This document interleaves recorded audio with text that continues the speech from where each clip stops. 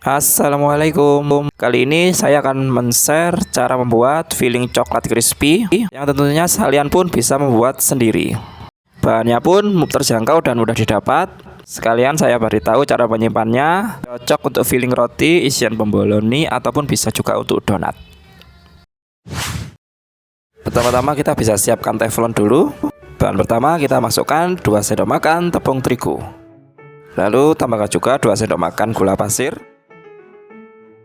sejumput garam, dan juga setengah sendok teh vanili. Di sini akan saya tambahkan 1 saset bubuk coklatos. Sebenarnya bubuk coklat juga bisa, tapi di sini saya pakai yang simple aja. Kita aduk dulu beberapa bahan ini. Sekiranya sudah tercampur, kita bisa tambahkan 250 ml susu cair. Aduk kembali hingga rata. Perhatikan di bagian pinggir-pinggir pojok ini biasanya ketinggalan ada yang menggumpal. Sekiranya udah merata, kita bisa tambahkan 3 sendok makan susu kental manis coklat. Kalau kalian ingin ekonomis dan simple, juga bisa pakai yang saset. Bisa kita aduk kembali hingga tercampur. Dikarenakan semua bahan sudah beres, kita bisa masuk proses merebus. Kita bisa nyalakan api dan kini sini kita gunakan api sedang cenderung kecil. Sambil kita aduk-aduk seperti ini supaya tidak ada yang menggumpal. Untuk mengaduk bisa gunakan spatula atau juga bisa menggunakan whisk, sama aja. Perhatikan juga bagian pojok-pojok ini karena biasanya kelewat. Sekalian aja masukkan juga dark coklat komponnya. Kita akan aduk hingga coklat ini mencair. Lanjutkan terus proses mengaduk ini. Di sini akan saya tambahkan 1 sendok makan margarin. Ini berfungsi untuk mempercantik tampilan supaya warnanya lebih mengkilap. Aduk terus. Aduk hingga teksturnya kira-kira sampai seperti ini.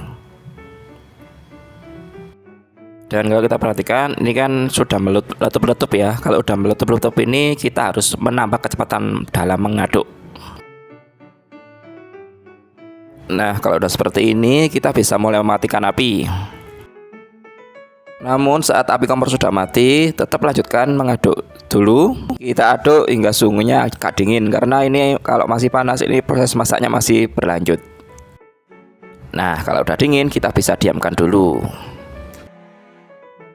Nah, ini suhunya benar-benar sudah dingin ya.